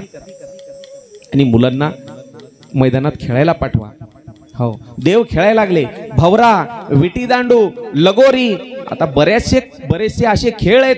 त्या खेळाचे आपल्याला फक्त नावच माहित आहेत किंवा नाव सुद्धा माहित नाहीत. असे खेळ देवानं खेळले. लगोरी, हमामा, हुतुतू, भरपूर खेळ आहेत, भरपूर. साधू संतांनी गवळणीमध्ये गोड वर्णन केलं. मी एकच गवळण सांगितली तुम्हाला, खेळ भवरा. हो, हमामा आहे, हुतुतुतू आहे, लगोरी आहे, विटी दांडू आहे. हो, क्रिकेट ज्याला आपण क्रिकेट म्हणतो आज, तो चेंडू फळीचा खेळ देखील देवाचाच. एका दिवशी जगातलं पहिलं पीच स्टेडियम, आपल्या इथं भरपूर स्टेडियम आहेत. आता एक जगातलं सर्वात मोठ्या स्टेडियमचं काम चालू आहे गुजरातमध्ये. कुठं हो दाजी, आमच्या यायला क्रिकेट चालू ना, पण स्वतः जाऊन कधी खेळलेलं मी पाहिलं नाही, फक्त मोबाईल मध्येच पाहतात. क्रिकेटचा नाद जगातला सर्वात, मला क्रिकेट, मला बॅटही धरता येत नाही, पण मला माहिती आहे गुजरातमध्ये एक मोठं, जगातील सर्वात मोठं क्रिकेटचं स्टेडियम चालू आहे. पण जगातलं पहिलं स्टेडियम जर देवानं निर्माण केलं असेल, पहिलं पिच निर्माण केलं असेल, पिच म्हणजे जिथं दोन बॅट्समन बॅट घेऊन उभे राहतात आणि बॉलर येऊन बॉलिंग टाकतो, त्याला पिच म्हणायचं. ते पिच जर कुठं निर्माण केलं असेल तर यमुनेच्या काठावर स्वतः भगवंतानं क्रिकेट हा खेळ स्वतः देवानं जगाला दिला. आता लोक म्हणतात इंग्लंड मधून आला नाही, तिथून आला नाही. हो, पेंद्यानं असा बॉल धरला आणि पळत पळत येऊन टाकला. कृष्णाची बॅटिंग होती, बॅट घेतली कृष्णानं, असा बॉल मारला, असा फटका मारला. किती जोरात मारला, आपल्याकडे त्याला काय म्हणतात, काय मारला, सिक्स मारला. हो, सिक्स मारला, बाउंड्रीच्या बाहेर, आउट ऑफ बाउंड्री, आणि जाऊन अडकला. त्या यमुनेच्या काठावर एक झाड होतं कदंबाचं, त्या कदंबाच्या झाडावर जाऊन अडकला बॉल. पेंद्या म्हणला, किसन्या ते आजच बॉल नवीन आणलाय मी, आईजवळ रडून रडून आणलाय, आपल्याला ते बॉल पाहिजे बाय. म्हणला घाबरू नको, आणून देतो. बस कृष्णानं ती बासरी होती, मुरली, ती कमरेला खोवली, अशी खोचली पितांबरामध्ये, गाठीमध्ये, आणि गेला पाहता पाहता त्या कदंबाच्या झाडावर गेला. असा बॉलला असा पकडणार, पण यानं मुद्दामच पायानं फांदी हलवली की ते बॉल पडला पाण्यामध्ये खाली. यमुनेच्या पाण्यामध्ये पडल्याबरोबर पेंद्यानं भोंग्या काढला. आपल्याला ते बॉल पाहिजे बा म्हणला. हो, ते बॉल आता घरी घेऊन गेलो तर आई मला जेवायला देते, नाही तर जेवायला देत नाही. मी सकाळी रडून आई जवळून ते बॉल आणलाय. बस, पण ते बॉल वर पाण्यात पडल्याबरोबर गेला तळाला. चेंडू पाण्यात कधी बुडते का? द्या बरं तुम्ही 10 रुपये मला, मी आता तुम्हाला प्रयोग करून दाखवतो. घरी जाऊन पहा, मला देऊ नका 10 रुपये, पण घरी जाऊन पहा, बॉल विकत घ्या आणि पाण्यावर टाकून पहा, कधी बुडतो का? पण यानं बुडवला, कोण? कृष्णानं. कारण होतं त्यामाग, त्या पाण्यामध्ये बॉल पडल्याबरोबर पाण्यात बुडाला आणि पेंद्यानं रडायला सुरुवात केली. आता ते बॉल काय निघत नाही बा म्हणला. हो, मधात कालिया आहे, कालिया नावाचा एक भला मोठा नाग त्या डोहामध्ये येऊन राहत होता. सगळं पाणी विषारी झालं होतं, सगळं पाणी. गाई, गुरं, बैल, जनावर, जे कोणी जनावर तिथं पाणी पिईल मरून पडायचं लगेच. इतकंच नाही तर त्या पाण्यावरून एखादा पक्षी जरी असा उडत गेला, पक्षी, तरी तो पक्षी त्या विषाच्या प्रभावामुळे पाण्यामध्ये मरून पडायचा. एवढं पाणी विषारी झालं होतं. कालिया नाग येऊन बसला होता तिथं, कालिया नाग. हो, बॉल खाली पाण्यात पडल्याबरोबर कृष्णानं वरून पाण्यामध्ये उडी मारली आणि पोहत नदीच्या तळाशी, यमुनेच्या तळाशी, ज्या ठिकाणी कालिया झोपला होता तिथं देव गेले तिथं. हो, आणि देव गेल्याच्या नंतर कालियाची आराम करायची वेळ होती, दुपारची वेळ, आराम करायच्या वेळेला. पण कालियाच्या ज्या पत्न्या होत्या, त्या पत्न्या म्हणल्या, एवढं गोंडस बाळ कोणाचं असेल? अरे देवाला विचारलं, अरे कोण तू? म्हणला माझं गाव हेच आहे, तुम्ही कोण सांगा? ते म्हणले, आम्ही या कालियाच्या पत्न्या आहेत, आमचा नवरा झोपलाय, इथं आला, तुला मारून टाकील म्हणले, ते चावते, आता पळ तू लवकर. म्हणला मी घाबरत नाही, उठवा त्याला. हो, देवानं सांगितलं, उठवा तुमच्या नवऱ्याला, मी का घाबरतो का? त्या बाया म्हणल्या, त्या कालियाच्या पत्न्या, अरे बाबा तुला माहित नाही आमचा नवरा फार खतरनाक आहे. हो, भल्या भल्याचे डोळे पांढरे होतात याला पाहिल्याबरोबर. नाग, साप म्हणलं की पांढरे होतात की नाही डोळे? साप म्हणलं की अंधारात दोरी दिसू द्या, दोरी जरी दिसली तरी साप आहे म्हणून माणूस घाबरते. भल्याची हिम्मत नाही म्हणले माझ्या नवऱ्या पुढे आमच्या, तू निघ इथून. बस, याचा या दोघांचं झुपलं, त्या पत्नीचं, कालियाच्या आणि देवाचं. कालिया जागा झाला आणि देवाचं, कृष्णाचं आणि त्या कालियाचं युद्ध जुंपलं. पण काठावर झालं काय ते सांगतो. वर जिथं क्रिकेट चालू होता, गोपाळ म्हणले पेंद्या तुझ्या बॉल पायी हे सगळं झालं म्हणले. आता काय सांगायचं नंदबाबाला आणि यशोदेला, काय सांगावं गावकऱ्याला, कृष्ण पाण्यात बुडाला आणि मेला म्हणून असं आम्ही सांगणार नाही भाऊ म्हणले. तू जाय गावाकडं आणि तू जाऊन सांग म्हणले यशोदेला काय कृष्ण पाण्यात बुडाला. सगळेजण विचार करायला लागले आता आपला कृष्ण आपला मित्र आता काय वर येत नाही, कालिया मारून टाकते. गड्या हो कृष्ण गडी आपुला यमुना डोही बुडाला, यमुना डोही बुडाला, यमुना डोही बुडाला, यमुना डोही बुडाला, यमुना डोही बुडाला, यमुना डोही बुडाला. कालिया दसेल कृष्णाला, कालिया दसेल कृष्णाला, होईल विषबाधा हरीला, होईल विषबाधा हरीला. गड्या हो गड्या हो गड्या हो कृष्ण गडी आपुला यमुना डोही बुडाला, यमुना डोही बुडाला, यमुना डोही बुडाला, यमुना डोही बुडाला, यमुना डोही बुडाला. गड्या हो कृष्ण गडी आपुला यमुना डोही बुडाला. पेंद्या तूच जाऊन सांग. पेंद्या धावत धावत धावत धावत गावापर्यंत गेला, गोकुळापर्यंत नंदबाबाच्या वाड्यापर्यंत गेला आणि तिथूनच यशोदामाईला हाक मारली. पेंद्या सांग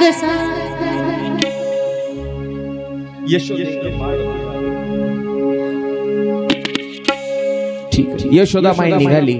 पेंद्याची हाक ऐकली. पेंद्यानं सांगितलं यशोदामाई तुमचा कृष्ण पाण्यात बुडाला यमुनेच्या कालिया डोहामध्ये. कालिया डोह नाव ऐकल्याबरोबर यशोदा वाड्याच्या बाहेर धावत धावत आली. गावकरी सगळे गोपाळ आणि गवळी सगळे जमा झाले आणि सगळेजण धावत धावत पेंद्याकडे आले. काय झालं पेंद्या कृष्ण बुडाला. बस सगळेजण धावत धावत यमुनेकडे निघाली. वाटणच यशोदा आई विचारायला लागली पेंद्याला पेंद्या पेंद्या सांग सांग सांग पेंद्या सांग सांग सांग पेंद्या सांग सांग सांग पेंद्या सांग सांग सांग सांग हरीचा चेंडू पाण्यात गेला कसा, हरीचा चेंडू पाण्यात गेला कसा, हरीचा चेंडू पाण्यात गेला कसा, हरीचा चेंडू पाण्यात गेला कसा, हरीचा चेंडू पाण्यात गेला कसा, हरीचा चेंडू पाण्यात गेला कसा. गाई वासरे अंबर तीरे, वासरे अंबर तीरे, वेरी झाली ती वनचरी, वेरी झाली ती वनचरी. गोपाळ सगळे जवळी असता, गोपाळ सगळे जवळी असता, कोण सुचली औदसा, कोण सुचली औदसा. पेंद्या सांग सांग सांग पेंद्या सांग सांग सांग सांग सांग पेंद्या सांग सांग सांग पेंद्या सांग सांग सांग हरीचा चेंडू पाण्यात गेला कसा, हरीचा चेंडू पाण्यात गेला कसा, हरीचा चेंडू पाण्यात गेला कसा. सगळेजण धावत धावत धावत धावत यमुनेकडे आले. यमुनेच्या काठावर आल्यावर यशोदाबाईंना हंबरडा फोडला, माझ्या लेकराला कालिया मारून टाकते आता. गवळणीनं धरलं यशोदेला, अशी धावत धावत काठावर चालली. यमुने जशी काय उडीच मारणार. सोडा सोडा मला माझ्या लेकराकडे जाऊ द्या, सोडा माझा कृष्ण आहे पाण्यामध्ये, कालिया मारून टाकील त्याला, सोडा मला जाऊ द्या. पाण्यात उडी मारते की काय असं वाटू लागलं. गवळणी म्हणल्या खरंच हिचा जीव आहे का एवढा लेकरावर पाहावं का म्हणलं जे असं घट्ट पकडलं होतं की नाही एका क्षणासाठी ढिलं केलं एका क्षणासाठी थोडे हात ढिले केले गवळणीनं आणि मग यशोदामाई माग माग माग माग सरकू लागली कितीही जीव असू द्या लेकरावर स्वतःचा जीव माणसाला सगळ्यात जास्त प्रिय स्वतःचा जीव हो एखाद्या स्त्रीचा पती मरू द्या सगळ्या गावाचा आरडा ओरडा त्या एकटीचाच आवाज मला जाऊ द्या सोडा मला सगळ्या बायका धरतात आणि जेव्हा कोणी ढिलं सोडते दोघांचे भांडणं जपू द्या दोघांचे भांडणं अय अक्कोली दोघांचे भांडणं जपू द्या सोड मला म्हणते मी त्याला मारतो त्याला धरलेला असते मला सोडा रे आता दाखवतो त्याला आणि त्या 2-4 जणांना इकडून 2-4 जणांना तिकडून त्या दोघांना धरलेला असते जरासं ढिलं सोडू द्या आता दाखवतो म्हणणारे म्हणतात उद्या पाहून घेतो तुला काय म्हणतात उद्या पाहून घेतो तुला बस जरासं ढिलं सोडलं त्या बायनं गवळणीनं मग यशोदा मागं सरकू लागली देवानं पाण्यातून पाहिलं हा माय बोलणं सोपं आहे पण स्वतःचा जीव सगळ्यात जगात स्वतः माणसाला स्वतःचा जीव प्यारा आहे हो देव इकडं पाण्यामध्ये युद्ध जुंपलं आणि कालियाचं कृष्णाचं युद्ध जुंपल्यावर देवानं कालियासोबत युद्ध केलं त्याच्या फणावर चढले भगवान श्रीकृष्ण आणि फणावर चढून तांडव नृत्य केलं तांडव गती मुंडन पर नाचत गिरधारी तांडव गती मुंडन पर नाचत गिरधारी फन फन फन फन गोड गोड साधू संतांनी वर्णन केलं देव कालियाच्या फणावर चढून तांडव नृत्य केलं कालिया शरणाला हैराण झाला परेशान झाला तोंडातून त्याच्या लाळ गळू लागली कालियाच्या सापाच्या देवा मला माफ कर मी ओळखलं नाही तुला अरे भगवान श्री नारायण आहे मी चल हा डोह सोड आणि निघून जा इथून म्हणले देवा जाऊ तरी कुठं सगळीकडे गेलं की मला गरुडाची भीती आहे गरुड खाऊन टाकील गरुडाचं आणि सापाचं गरुडाची भीती आहे आता तुला गरुडाची भीती राहिली नाही कारण माझे हे पदचिन्ह तुझ्या डोक्यावर उमटलेत माझे पायाचे ठसे तुझ्या डोक्यावर उमटलेत जेव्हा गरुड पाहिल का नाही गरुड तुझ्या पाया पडेल म्हणले चल इथून निघून जा कालिया शरण आला आणि कालियाला तिथून काढून दिलं यमुनेचं पाणी स्वच्छ आणि निर्मळ केलं विषमुक्त केलं बोले गोपाल कृष्ण भगवान की जय जय जय श्री राधे जय श्री राधे श्याम इको देत जाय की बा काय होत नाही ठेवून जाताना परत देऊन टाकतो तुझं तुला चला गोड गोड भगवंताच्या लीला आहेत अजून भगवंताच्या लीला कधीही न संपणार आहेत मी कालही सांगितलं हरी अनंत हरी कथा अनंत देवाच्या लीला कधीही न संपणार आहेत पण आपल्याला वेळेच्या मर्यादा असल्यामुळं आपल्याला हळूहळू हळूहळू कथा पुढे न्यायची हो देवाची मुरली बासरी एवढी देवाला प्रिय होती देवाला प्रिय असणाऱ्या काही गोष्टी आहेत त्यामध्ये मुरली आहे गाय आहे गीता आहे दही दूध आहे मोरपीस आहे मोरपीस कशामुळे देव या गोष्टी स्वतः जवळ 24 तास देव 24 तास या गोष्टींना स्वतःच्या दूर करत नाही जवळच ठेवते मुरली मोरपीस कशामुळं राम अवतारामध्ये भगवान श्री राम प्रभू आणि सीतामाई लक्ष्मणजी वनामध्ये असताना एकदा सीतामाईला तहान लागली जवळ पाणी कुठंच दिसेना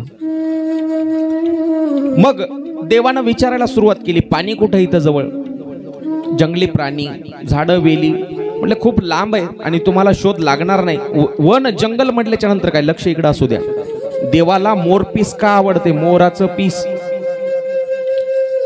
अजून दुसरे सुंदर पीस नाहीत का पंख कोंबडीचे पंख ते बी सुंदर दिसतातच की पण देवानं दुसऱ्या कोणत्या पक्ष्याचा पंख घेतलं का मोराचाच का कारण सांगतो तिथं एक मोर आला आणि राम प्रभूला सांगितलं देवा त्या तिथं दूरपर्यंत पाण्याचा स्रोत आहे नदी आहे चला मी तुम्हाला घेऊन चालतो पण मला रस्त्यानं चालता येत नाही म्हणले माझे जे ही पिस आहेत पिसारा तो या दाट झाडीमध्ये अडकतो मी उडत चालतो म्हणले आणि तुम्ही माझ्या माग माग माग माग चालत या. मी उडत उडत चालतो. देवानं सांगितलं तू पुढं लांब ओढशील, मग आम्ही येणार कसे? म्हणले देवा मी माझं एक एक पंख वाटत टाकत जाईल. एक एक पंख वाटत टाकत राहतो आणि त्या पंखाच्या माग माग माग माग जसे पंख दिसतील, माझे पिस दिसतील, ते पाहत पाहत तुम्ही पाण्यापर्यंत या. एक सीझन असते, एक ऋतू असतो दिवाळीच्या आसपास. मला वाटते फक्त त्याच महिन्यामध्ये मोराचे पंख आपोआप गळून पडतात. बरोबर, मोराचं पंख एक एक एक एक गळते. मोर नाचायला लागला की एक एक पंख गळते. पण जर बाकीच्या महिन्यामध्ये मोराचे पंख जर आपण काढायचा प्रयत्न केला ना, मोराचा जीव जाते. कडक उन्हाळ्यामध्ये देवाला तो मोर आपल्या सोबत सोबत घेऊन गेला. उडत उडत मोर पुढे चाललेला आहे आणि आपलं एक एक पंख काढून रस्त्यावर टाकतोय. शेवटचं पंख त्या नदीच्या जवळ गेल्याच्या नंतर त्यानं शेवटचं पंख काढून टाकलं आणि तडफडतोय तो. आता प्राण जाणार त्याचा. एवढ्यात प्रभू रामचंद्राने त्याला उचललं, मांडीवर घेतलं. अरे अरे तू स्वतःचा जीव घातलास, माझ्यासाठी जीव दिलास. मी तुझं ऋण कसं फेडू? तुझ्या उपकारातून मी कसा मुक्त होऊ? बस त्या उपकारातून मुक्त होण्यासाठी रामाने त्या मोराला शब्द दिला, पुढच्या जन्मामध्ये तुला माझ्या डोक्यावर धारण करील. म्हणून देवाला मोरपीस प्रिय. अगोदरच्या जन्मामध्ये त्या मोरानं साथ दिली. त्या मोराचं मोरपीस देवानं दुसऱ्या अवतारामध्ये डोक्यावर धारण केलं, डोक्यावर. म्हणून देवाच्या कामामध्ये मदत करा. देवाच्या कामामध्ये ज्या देवाच हे देखील देवाचं कामच आहे. हे जे भगवत कार्य आहे हे देखील देवाचं काम आहे. या कामामध्ये मदत करा. देवाचे लाडके व्हा. कोणतंही गोरगरिबास मदत करा, भुकेल्याला अन्न द्या, गरीबाला दान धर्म करा, पण ज्याला गरज आहे त्यालाच करा. आजकाल भीक मागणं हे व्यवसाय होऊन बसला. व्यवसाय. बरोबर, जिथं गरज आहे तिथंच भुकेल्याला अन्न द्या, ताणलेल्याला पाणी द्या, ज्याला वस्त्राची गरज आहे थंडीमध्ये उगाच विनाकारण जर रस्त्याला एखादा भिकारी दिसला कुठं रोडनं रस्त्याने जाताना, त्याच्या अंगावर फाटके कपडे असू द्या, त्याला एखादा नवीन शर्ट घेऊन द्या. खरं समाधान तिथं मिळेल. आता उन्हाळा तापतोय, असा दुपारच्या वेळेला एखादा जर कोणी भिकारी भेटला ज्याच्या पायामध्ये चप्पल नाही, त्याला 50-100चीच का होईना एखादी चप्पल घेऊन द्या. देव तिथं आहे. हो, देव तिथं आहे. चला, देवाला आवडणारी दुसरी गोष्ट म्हणजे बासरी, मुरली. देवाला एवढी प्रिय का? किती प्रिय? देव 24 तास हातामध्ये बासरी ठेवायचा. कधी डोक्यावर खोचायचा मोर मुकुटाच्या सोबत, कधी कमरेला खोचायचा, कधी हातात घ्यायचा, पण 24 तास सोबत ठेवायचा. झोपेत सुद्धा बासरी उशालाच देवाच्या. गवळणी म्हणायच्या, देवा अरे कृष्णा, आम्ही तुला तू जवळ राहावा आमच्या, म्हणून तुला दही, दूध, तूप, लोणी जे पाहिजे ते देतो, एवढा जीव लावतो, तरी तू आमच्या जवळ एक क्षणही थांबत नाहीस. आला की लगेच निघून जातो, आला की लगेच निघून जातो. पण ही बासरी जी आहे, बासरी हिला 24 तास आपल्या सोबत ठेवतो. जशी का ही तुझी बायको आहे आणि आमची सवत आहे. हो, एका गवळणीमध्ये गोड वर्णन आहे. नंदलाल नंदलाल हे नंदलाल, तुझी बासरी झाली गवत सजना. नंदलाल नंदलाल हे नंदलाल, तुझी बासरी झाली गवत सजना. नंदलाल नंदलाल हे नंदलाल, तुझी बासरी झाली गवत सजना. नंदलाल हे नंदलाल, तुझी बासरी झाली गवत सजना. दैवत जैला लागे झाला मग वाटून येत हेवा मनाला. हेवा वाटे मनाला, हेवा वाटे मनाला. नंदलाल नंदलाल हे नंदलाल, तुझी बासरी झाली गवत सजना. नंदलाल नंदलाल हे नंदलाल, तुझी बासरी झाली गवत सजना. नंदलाल नंदलाल हे नंदलाल, तुझी बासरी झाली सवत सजना. सदैव तिजला लावी ओठाला, मग वाटू नये का हेवा मनाला. गवळणी म्हणतात, देवा रात्रंदिवस ती अंगा खांद्यावर बासुरी घेऊन हिंडायला आमच्याजवळ 5 मिनिटं सुद्धा थांबत नाहीस, पण त्या बासरीला 24 तास सोबत ठेवायला. अरे आम्हाला वाटायले ती बासरी नसून आमची सवत आहे, सदा सर्व काळ तुझ्या सोबत ती बासरी. इतकी बासरी प्रिय, पण एवढी बासरी प्रिय का, याच्या मागचं कारण पाहायचा प्रयत्न केला का कधी? या अगोदर बऱ्याच वेळेस कथा ऐकली, पण बासरी एवढी प्रिय का कधी तुम्ही कथा करायला विचारलं का? महाराज सांगा बरं, देव सदा सर्वदा मोरपीस का डोक्यावर घालतय? आपण जेव्हा जेव्हा कृष्णाचा फोटो पाहतो तेव्हा तेव्हा ते मोरपीस दिसते, पण कधी आपल्या डोक्यात आलं का मोरपीस देव कशामुळे घालतो? बासरी नेहमी पाहतो, बासरीच का, दुसरे वाद्य नाही? विना आहे, तबला आहे, हे असं पॅड आहे. देवानं मनात आणलं असलं तर अजून दुसरं काही वाद्य निर्माण केलं असतं, पण ती बासरीच का? कशाची असते बासरी? बासरी कशाची? लाकडाची, पण लाकूड कशाचं? वेळूचं. हा बरोबर, वेळूचं किंवा बांबूचं म्हणा. आता बासऱ्या प्लास्टिकच्या यायला लागल्या, फायबरच्या यायला लागल्या, ती गोष्ट वेगळी. पण जी खरी बासरी असते ती वेळू किंवा बांबू पासून बनवलेली असते. त्याला कुठं बांबू म्हणतात, हिंदीमध्ये बास म्हणतात, आणि आपल्याकडे मराठीमध्ये वेळू म्हणतो आपण. ते वेळू एका विशिष्ट दिवशी कापून आणायचा असतो, त्याच्या ठराविक तिथी असतात, त्या तिथीला तो कापून आणायचा असतो. आणि बासरी बनवायच्या अगोदर तो वेळू मापामध्ये कापायचा. मापामध्ये कापल्याच्या नंतर त्याला भाजायचं असते, भाजायचं, बरोबर, भाजायचं. आणि भाजून मग त्याचे जे कांडे असतात, कांडे, त्याच्यामध्ये आतून त्याला पोकळ बनवायचं असतं, म्हणजे त्याच्या गाठी काढून टाकायच्या असतात, बरोबर. आतून गाठी मोकळ्या झाल्या पाहिजे, त्याच्या आतून पोकळ बनवायचं. पोकळ बनवल्याच्या नंतर त्याला विशिष्ट अंतरावर छिद्र पडायचे असतात, विशिष्ट अंतरावर छिद्र पडायचे, भोक पडायचे. आणि त्या छिद्रातून नंतर मग एक त्याला फुकायसाठी असते आणि बाकीचे 7 वाजवण्यासाठी असतात. मग त्याच्यातून हवा फुकल्याच्या नंतर मग त्याच्यातून मधुर आवाज निघतो, त्याला म्हणायचं बासरी. आणि ती बासरी देवाला प्रिय असते. ती बासरी म्हणजे दुसरं तिसरं कोणी नसून तुम्ही आम्ही माणसाचं उदाहरण आहे. ती बासरी आपल्याला, ती जर बासरी व्हावं वाटत असेल, देवाचं लाडकं व्हावं वाटत असेल, देवानं आपल्याला अंगा खांद्यावर खेळवावं जर असं वाटत असेल, तर आपल्याला सुद्धा या संसाराच्या आगीमध्ये तापून वैराग्यामध्ये तापावं लागतं. लक्षपूर्वक ऐका, ही गोष्ट कधीही कोणीही कुठेही तुम्हाला सांगणार नाही. ह्या गोष्टी इतक्या खोलामध्ये कोणी कोणता कथाकार सांगत नाही. लक्षपूर्वक ऐका, वैराग्य अंगामध्ये यावं, त्या वैराग्यामध्ये माणसानं तापावं, माणसाच्या अंतरातल्या गाठी निघून जाव्यात. माणसाच्या अंतरातल्या गाठी म्हणजे द्वेष, राग, लोभ, मोह, वासना, विकार. हे सगळे विकार म्हणजे तर गाठी आहेत. दुसऱ्याच्या विहिरीला पाणी कसं लागलं, ही एक गाठच आहे.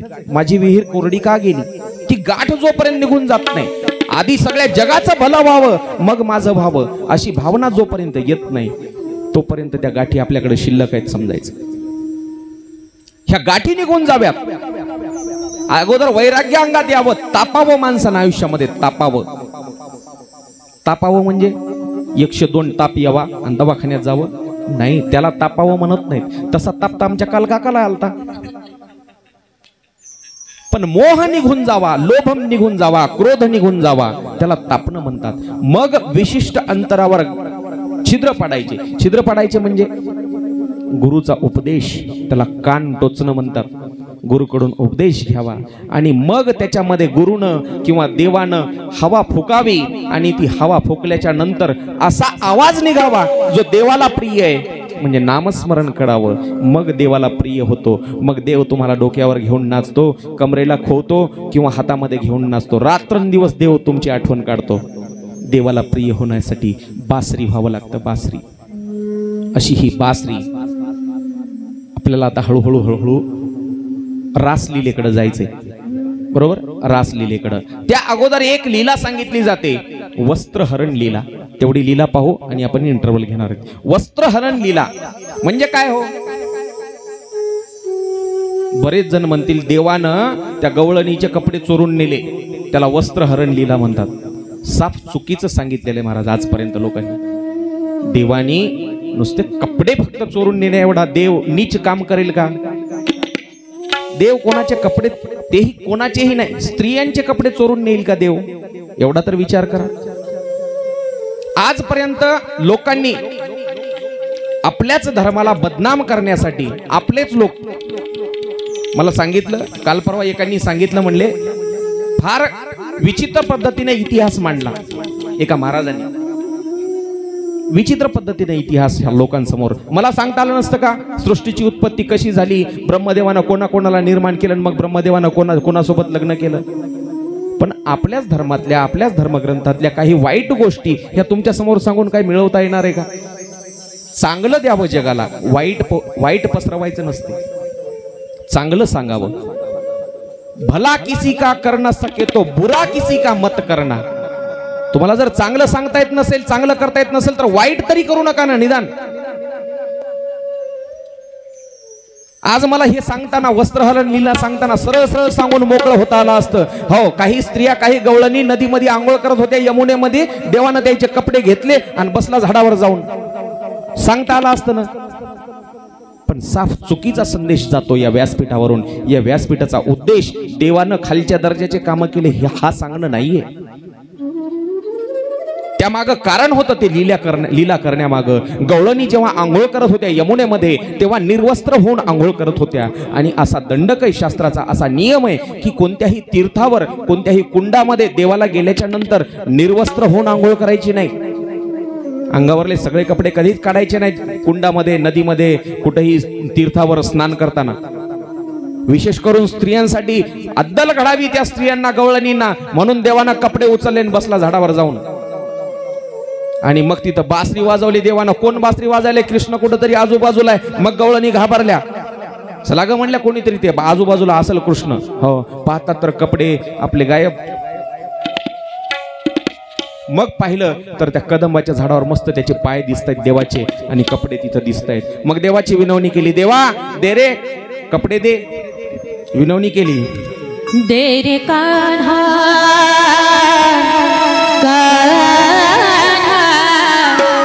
दे रे चोळी आणि बुगडी. दे रे कान्हा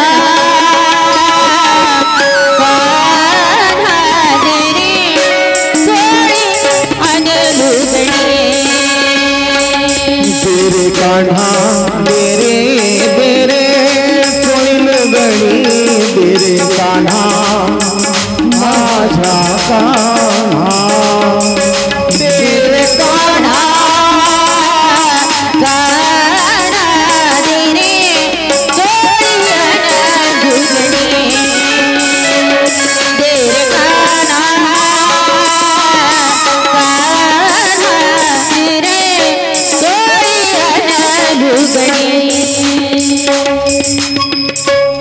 दे रे कान्हा चोळी अन लुगडी. कान्हा आमची चोळी लुगडं जे काय कपडे नेलेत ना तू ते देऊन टाक. कृष्णानं सांगितलं असं देणार नाही. मग शरण या शरण. कसं शरण? हा, आपण टीव्ही पाहतात सगळेजण, टीव्ही मालिका, सास भी कभी बहू थी, 4 दिवस सासूचे, बाकी सगळे सुनेचे, फक्त 4च दिवस सासूचे. मालिका, चित्रपट, पिक्चर. त्याच्यामध्ये पोलीसवाल्यानं एखाद्या डाकूला पकडलं, डाकूच म्हणतात ना दादा, त्या डाकूला पकडलं की असं पाठीमागून पिस्तूल लावतो त्याला आणि हँड्स अप म्हणते. हँड्स अप म्हणजे हा करून दाखव. हा, असे हात वर करणं म्हणजे हँड्सअप म्हणतात. आपण दररोज जय जय श्री राधे म्हणलं की काय करतो? हँड्सअप. हँड्सअप म्हणजे काय? पूर्ण शरण ये तेव्हा तुला सोडतो, नाही तर मागून गोळी घालतो म्हणते ते पोलीसवाला. बरोबर? हँड्सअप, पूर्ण शरण ये. आणि असं जेव्हा पूर्ण शरण ते डाकू येते मग त्याला कोर्टासमोर हजर केल्या जाते. बरोबर? तसं देवासमोर हँड्सअप करणं म्हणजे देवाला पूर्ण शरण जाणं. जय जय श्री राधे म्हणल्याच्या नंतर आपले हात आपोआप वर जातात आणि आपण देवाला पूर्ण शरण जातो. माग 13 वर्षापासून कथा ऐकायले, कथाकारांनी सांगितलं असेल, हात वरूनच, असं हात वर करूनच जय जय श्री राधे का म्हणायचं? तुम्ही तरी विचारलं का? विचारायचं ना, विनाकारण महाराज आमची परेशानी का करायले तुम्ही, एखाद्या वर्षी विचारायचं महाराजाला, तुम्हाला अधिकार आहे. जय जय श्री राधे म्हणताना हात वर का करायचे, पूर्ण शरण जायचं देवाला, म्हणून जय जय श्री राधे म्हणताना हात वर करायचे. तसं म्हणलं देवानं सांगितलं, हो पूर्ण शरण या. आणि जोपर्यंत माणूस पूर्ण शरण जात नाही तोपर्यंत देव कृपा करत नाही तोपर्यंत. हो एक प्रसंग, सभा भरलेली आहे, धृतराष्ट्र आहे, भीष्माचार्य आहेत, कृपाचार्य, द्रोणाचार्य, कर्ण, आणि दुर्योधनानं आदेश दिला, अरे दुःशासना बघतोस काय, या सगळे पांडव आता हरलेत आपल्या समोर, आणि जा त्या द्रौपदीला ओढत आण, आता ती माझी पत्नी आहे. दुःशासनानं धरून आणली द्रौपदीला, केसाला धरून, आणि दुःशासनानं असा तिचा पदर धरला, पदर, लक्षपूर्वक आहे का, एवढाच प्रसंग, बस इंटरव्हल करणार, एवढाच प्रसंग. दुःशासनानं तिचा पदर धरला, अरे दुःशासना बघतोस काय, दुर्योधनानं सांगितलं ओढ तिची साडी. दुःशासन साडी ओढतोय, फार मोठा विचित्र प्रसंग. हो द्रौपदीनं आपल्या पाचही नवऱ्याकडे पाहिलं, पाचही पांडवाकडे, पण एकाही पांडवाची मान वर करून बघण्याची हिंमत झाली नाही. धर्मराज, भीम दादा, जगातील सर्वश्रेष्ठ धनुर्धर अर्जुन, नकुल, सहदेव सगळे खाली माना घालून बसले, कारण स्वतःची पत्नी त्या जुगारामध्ये हरले होते. द्रौपदीनं विनवणी केली भीष्माचार्याची, भीष्म पितामह माझं रक्षण करा, माझी आबरू तुमच्या समोर इथं हा दुःशासन ओढतोय माझी साडी.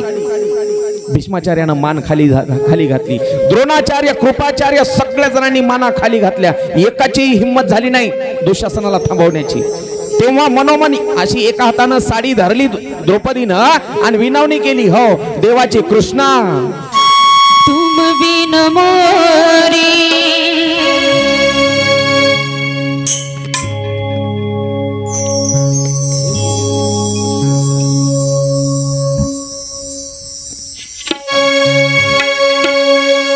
कोठे गुंतलासी द्वारकेच्या राया,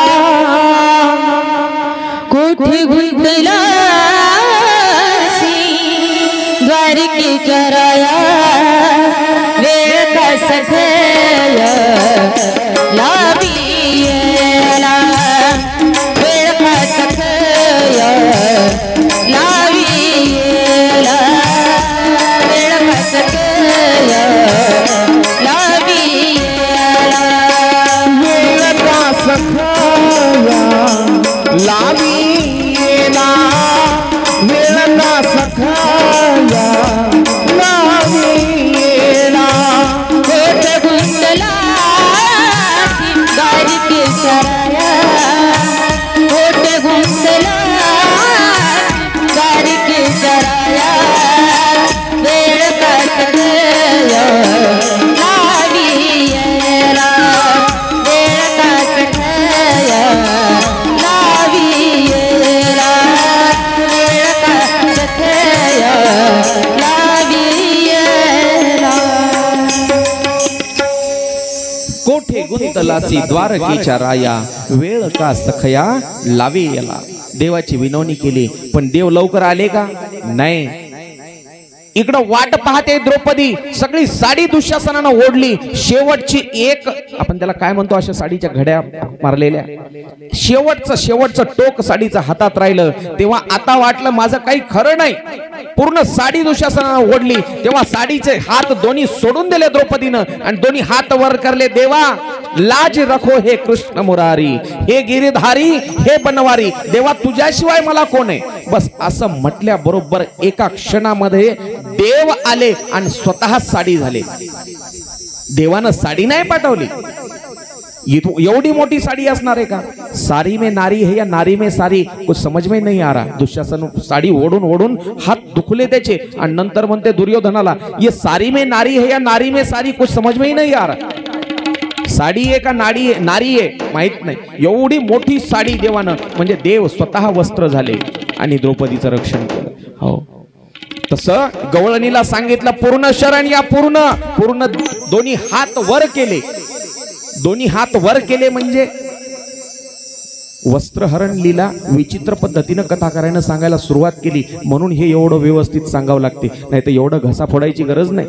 सरळ सांगता आलं असतं मला, देवानं वस्त्र नेले, गवळणीने विनवणी केली आणि देवानं वस्त्र देऊन टाकले. नाही, लाज भय शंका दुराविला मान. कोणतं वस्त्र चोरलं देवानं? लाज भय शंका, मनामधल्या मायेचं वस्त्र चोरलं, म्हणजे माया दूर केली. गवळणीच्या मनामधला जो संभ्रम होता आणि कडक चेतावणी सांगितली, यानंतर पुन्हा कोणत्याही तीर्थाच्या ठिकाणी आंघोळ करताना निर्वस्त्र होऊन आंघोळ करायची नाही, पूर्ण कपडे काढून आंघोळ करचाल तर खबरदार म्हणले. आता तरी वस्त्र देतोय, पुन्हा डबल देणारच नाही म्हणले, असाच गावाकडे पाठवेल. हो, त्यावेळेला मग देवानं गवळणीनं विनवणी केली. सगळेजण आता काय करतील? उठून उभं राहतील, एका भजनाचा आनंद घेऊ आणि इंटरव्हल करू. चला, उभं राहतील आपापल्या जागेवर, सगळ्यांनी टाळी वाजवून भजन करायचं. पहा, आजच्या दिवसच आनंद आहे, उद्या तर शेवटचा दिवस आहे, बरोबर? हा आनंद फक्त आजच्या दिवस आहे, पुन्हा वर्षभर तुम्हाला हा आनंद मिळणार नाही. चला, सगळ्यांनी टाळी वाजवायची, ज्याला पावल्या खेळायच्या ते पावल्या खेळतील. फक्त एक भजन होईल आणि इंटरव्हल होईल. ऐक मुकुंदा विनमुखी तींदा, ऐक मुकुंदा विनमुखी तींदा, थंडगार पाणी आहे वाजते थंडी, वस्त्र दे रे गोविंदा. ऐक मुकुंदा विनमुखी तींदा, ऐक मुकुंदा विनमुखी तींदा, थंडगार पाणी आहे वाजते थंडी, वस्त्र दे रे गोविंदा. थंडगार पाणी आहे वाजते थंडी, वस्त्र दे रे गोविंदा. ऐक मुकुंदा. हे बघा, भगवंताचा दरबार आहे, भगवंताचा आवाज जरा आवाज करा. भगवंताचा दरबार आहे, या ठिकाणी लाजायचं नाहीये कोणी टाळी वाजवण्यासाठी. सर्वांनी निसंकोच होऊन टाळी वाजवायची. वरातीमध्ये नाचायलो आपण, वरातीमध्ये लोकांच्या. मग हे तर देवाचा दरबार आहे, इथं टाळी वाजवायला पावल्या खेळायला काही लाजायचं काम आहे का? त्याच्यासाठी सर्वांनी टाळी वाजवायची. ऐक मुकुंदा विनमुखी तींदा, थंडगार पाणी आहे वाजते थंडी, वस्त्र दे रे गोविंदा. ऐक मुकुंदा विनमुखी तींदा, ऐक मुकुंदा विनमुखी तींदा, थंडगार पाणी असे वाजते थंडी, वस्त्र दे रे गोविंदा. थंडगार पाणी असे वाजते थंडी, वस्त्र दे रे गोविंदा. भरली दुपारा दिवस आलावर, भरली दुपारा दिवस आलावर, भानुदास गेला असे डोंगरा आड, वस्त्र दे रे गोविंदा. ऐक मुकुंदा विनमुखी तींदा, ऐक मुकुंदा विनमुखी तींदा, थंडगार पाणी असे वाजते थंडी, वस्त्र दे रे गोविंदा. थंडगार पाणी असे वाजते थंडी, वस्त्र दे रे गोविंदा.